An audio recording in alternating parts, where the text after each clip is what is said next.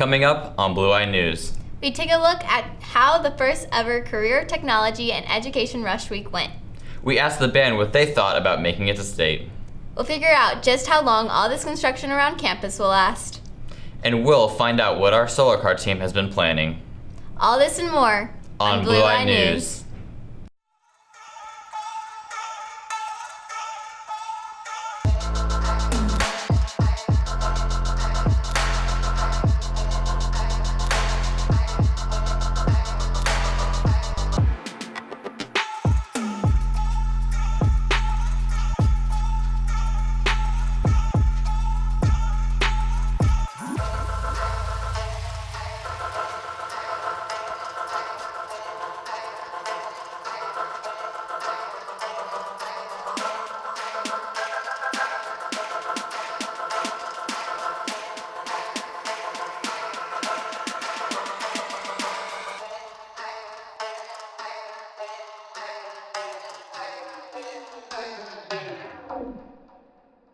Hi Raiders, I'm Gracie Tower. And I'm Liam Schnell.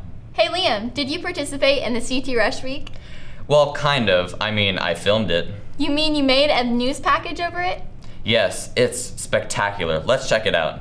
This year at Wylie East High School, we had the first ever Career Technology Education Rush Week.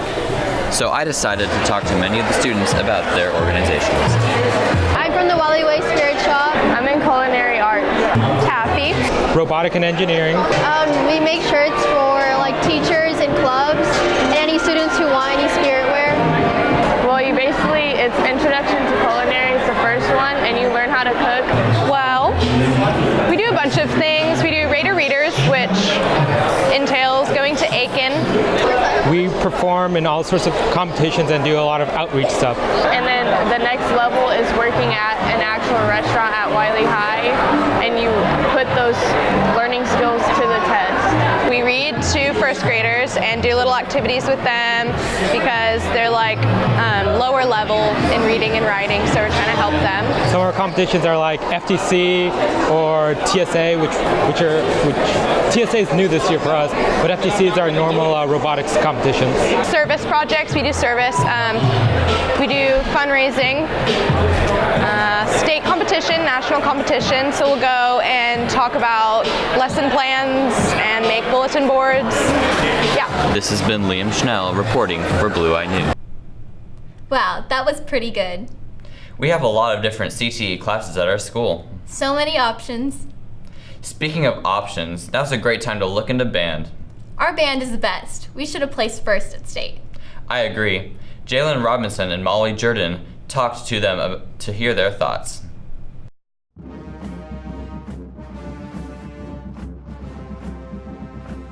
Hi, Wylie East Raiders. It's Jalen Robinson here, and we are going to be interviewing some band members about their exciting 7th place finish in state. Let's get to it. All right, so how do you feel about placing 7th in state? It feels amazing. It's something our band has never done before. We've never been to state, and to place that high at the competition is pretty cool. Pretty good. I'm pretty proud because, I'm section leader of the mellophones, so I'm pretty proud of how we did. I'm honestly really proud of my team. We did an amazing job this year, and hopefully next year they'll do better. I feel pretty good. I feel like we could have done a lot better, but I'm happy with where this band program went, and I'm happy where we came from. I think it's pretty cool and good. So yeah. I'm really proud of all the hard work we put into, and I'm proud of the results we got to see. I think it was really good for our first year qualifying for state. All right, so what are your hopes for next year? Well, next year won't be a state year, so that's not something we're going for, but we still want to have the best season we can and place high at all of our competitions. Well, next year's not a state year, but I just hope that we can get top 3 in all of our competitions. Hopefully first place. First place. Hopes for next year that we'll probably do better at BOA. That was pretty rough, so yeah. Next year, I just want to see how far we can push and how much farther we can grow. Looks like they have some big plans for the next year. Speaking of plans, have you heard about the plans for construction around campus? No, I've been wondering about that. Elizabeth Thomas has more insight for us with Mr. Williams. Let's take a look. About 2,000 students currently attend Wylie East, and it is estimated by 2027 the student population will rise to approximately 3,000. We're going to need more classrooms, more spaces, new dressing areas to be able to hold the students that we have. Over the next 18 months, Wylie East will be going through a 6-phase construction period to expand the campus to a maximum capacity of 3,100. Pretty much every part of the building is going to be touched by construction. In September, they'll start on the cafeteria. They're going to push out the cafeteria in front of the 800 hall, 900 hall, and the 1 and 200 hall. They're going to push those out toward the curb where the trees are at right now.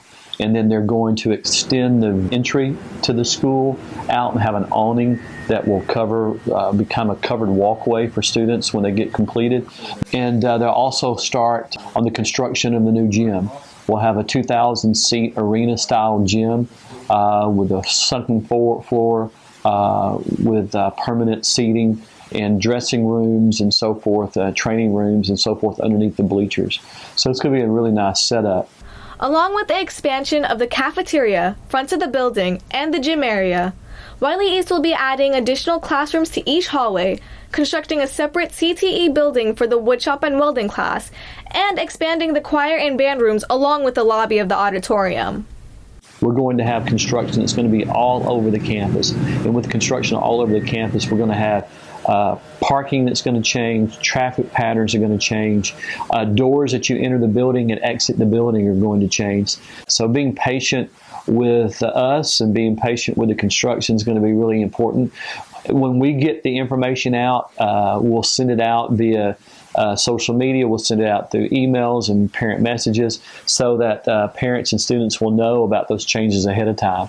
Reporting for Blue Eye News, this has been Elizabeth Thomas. And remember, it's a great day to be alive and a great day to be a Raider. Wow, they've been building a lot. Yeah, and you know who else has been building a lot? Our solar car team. Let's check out their progress with Jaden Thompson. Each year, a club dedicates itself to a solar-powered race in a car built entirely from scratch. This is the Wylie East Solar Car Team, and they have been racing solar-powered cars for the past 6 years. We started in 2013. That was our first race, and we've raced every year except for 15 and 16. It's student-driven. We have an aerodynamics team, which designs the body of the car. We got an electrical team that takes care of all the electrical aspects of the car. We have a build team that builds the frame, the basic structure. So there's several different teams that make up the whole team.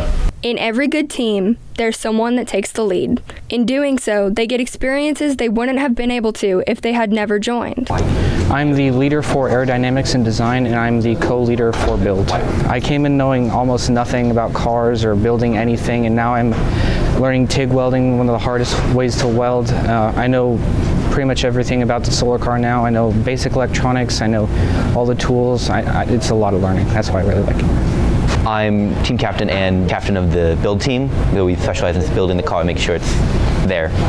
Working out like the kinks and seeing the progression of it, how it started out as a pile of aluminum and now it's a somewhat working car.